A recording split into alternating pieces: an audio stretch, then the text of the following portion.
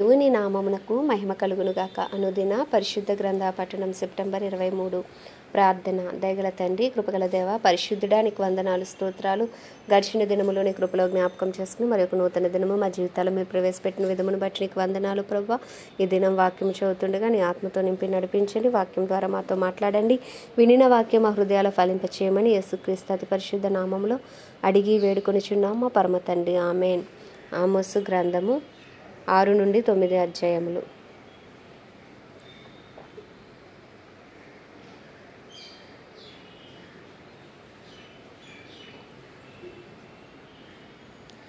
సియోనులో నిర్విచారముగా ఉన్నవారికి శ్రమ. సోమ్రోను పర్వతముల మీద నిశ్చింతగా నివసించే వారికి శ్రమ.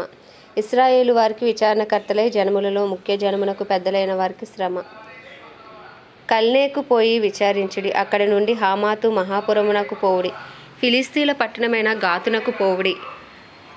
అవి ఈ రాజ్యముల కంటే గొప్పవి కదా. వాటి సరిహద్దులు మీ సరిహద్దుల కంటే విశాలమైనవి కదా. ఉపద్రవ దినము బహుదూరమున ఉన్నదనుకొని అన్యాయపు తీర్పు తీర్చుటకే మీ మధ్య మీరు పీఠములు స్థాపింతురు. దంతపు మంచముల మీద పరుండుచు, పాన్పుల మీద తమ్మును చాచుకొనుచు, మందలో శ్రేష్టమైన గొర్రెపిల్లలను, సాలలోని క్రొవ్విన దూడలను వధించి భోజనము చేయుదురు. స్వరమండలముతో కలిసి పిచ్చిపాటలు పాడుచు, దావీదు వలనే వాయించు వాద్యములను కల్పించుకుందురు. పాత్రలలో ద్రాక్షారసము పోసి పానము చేయుచు, పరిమళ తైలము పూసుకొనుచు ఉందురు. కానీ యోసేపు సంతతి వారికి కలిగిన ఉపద్రవమును గురించి చింతపడరు. కాబట్టి చెరలోనికి ముందుగా పోవు వారితో కూడా వీరు చెరలోనికి పోదురు. అప్పుడు సుఖాసక్తులు చేయు ఉత్సవ ధ్వని గతించును. యాకోబు సంతతి వారికున్న గర్వము నాకు అసహ్యము. వారి నగరులకు నేను విరోధినైతిని గనుక వారి పట్టణములను వాటిలోని సమస్తమును శత్రువుల వశము చేసెదరు.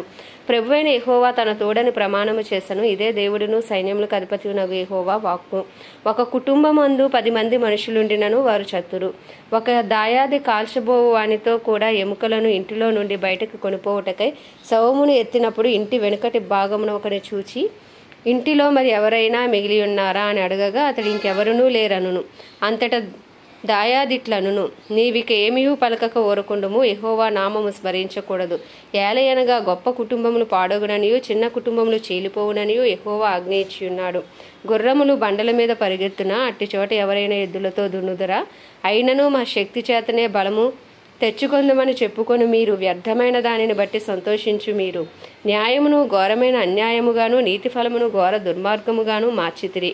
ఇందుకు దేవుడును సైన్యములకు అధిపతియునగు యెహోవా సెలవిచ్చినదేమనగా, ఇశ్రాయేలీలారా, నేను మీ మీదకు ఒక జనమును రప్పింతును. వారు హమాతునకు పోవు మార్గము మొదలుకొని అరణ్యపు నది వరకు మిమ్మును బాధింతురు.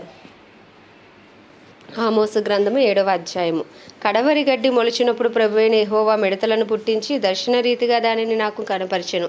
ఆ గడ్డి రాజునకు రావాల్సిన కోత అయిన తర్వాత మొలిచినది. నేలను మొలిచిన పచ్చిక అంతయు ఆ మిడతలు తినివేసినప్పుడు ప్రభువైన యెహోవా, నీవు దయచేసి క్షమించుము. యాకోబు కొద్ది జనము గలవాడు, అతడు ఎలాగు నిలుచును అని నేను మనవి చేయగా యెహోవా పశ్చాత్తాపపడి అది జరుగదని సెలవిచ్చెను. మరియు అగ్ని చేత దండింపవలనని అగ్ని రప్పించి ప్రభువైన యెహోవా దానిని దర్శననీతిగా నాకు కనపరిచెను. అది వచ్చి అగాధమైన మహాజలమును మింగివేసి స్వాస్యమును మృంగి మొదలుపెట్టినప్పుడు ప్రభువైన యెహోవా, యాకోబు కొద్ది జనము గలవాడు, అతడు ఎలాగు నిలుచును మానివేయమని నేను మనవి చేయగా ప్రభువైన యెహోవా పశ్చాత్తాపపడి అదియూ జరగదని సెలవిచ్చెను. మరియు యెహోవా తాను మట్టపు గుండు చేత పట్టుకుని గుండు పెట్టి చక్కగా కట్టబడిన ఒక గోడ మీద నిలవబడి ఇట్లు దర్శన రీతిగా నాకు కనపరిచెను.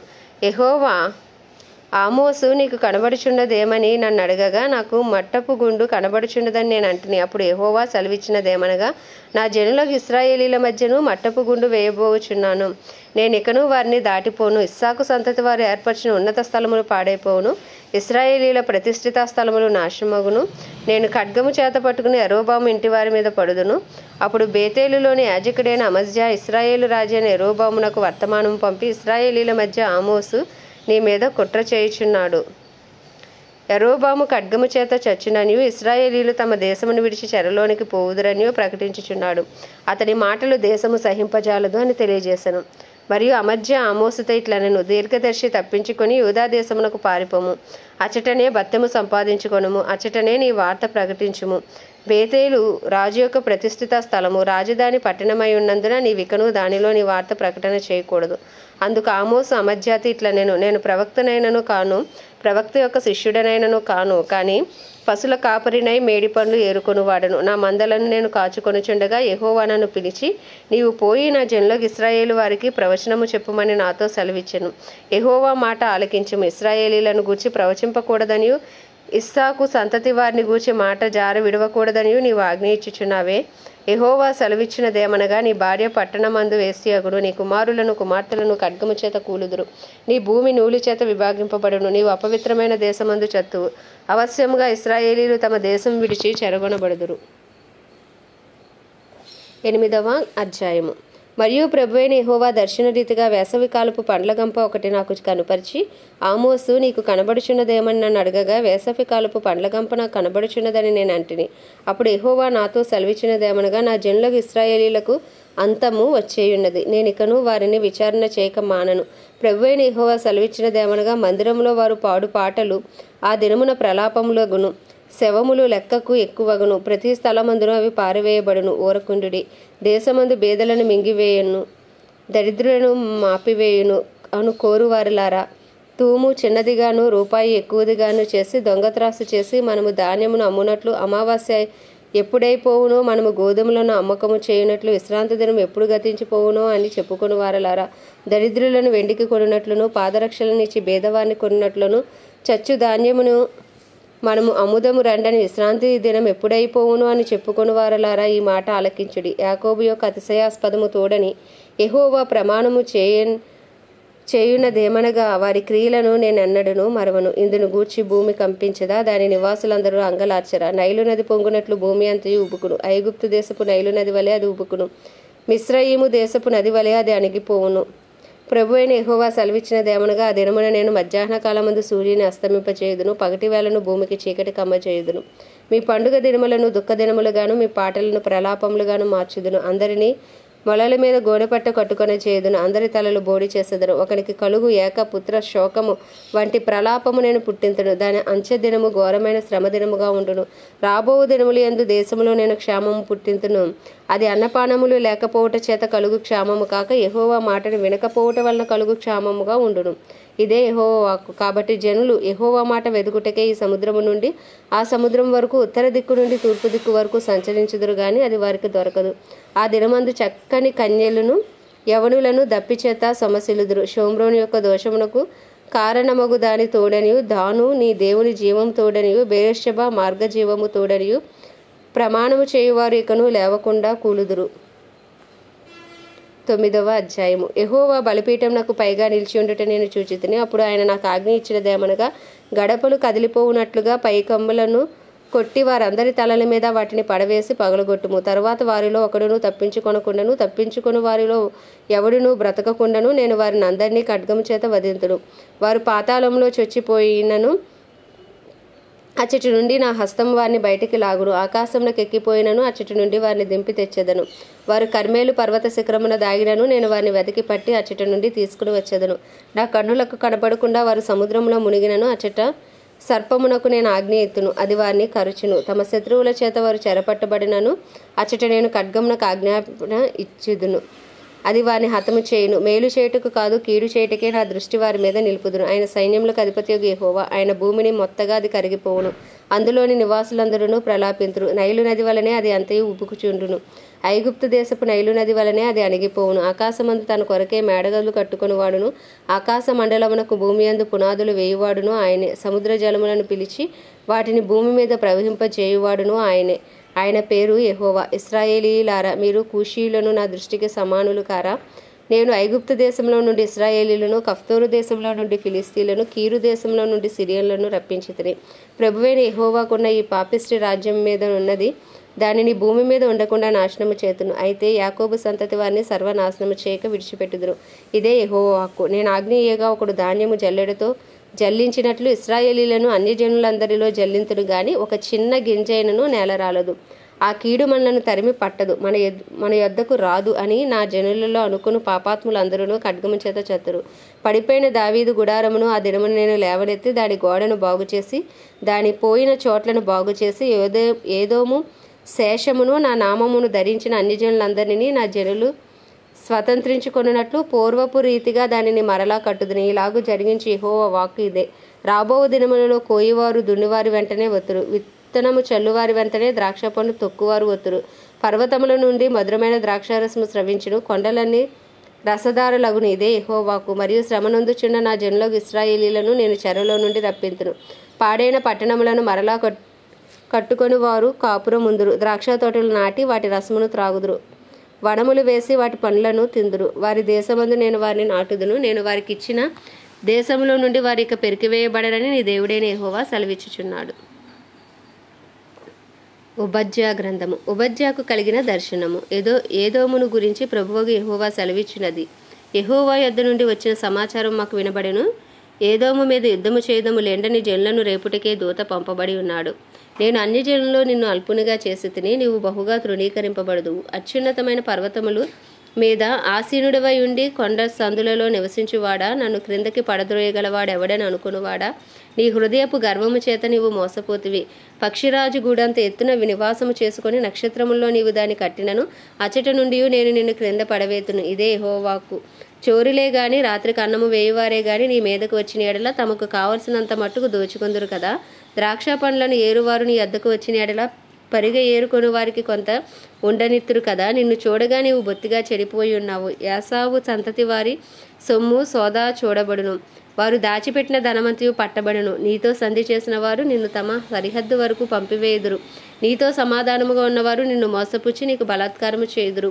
వారు నీ అన్నము తిని నీ కొరకు ఉరియొడ్డుదురు. ఏదోమునకు వివేచన లేకపోయిను.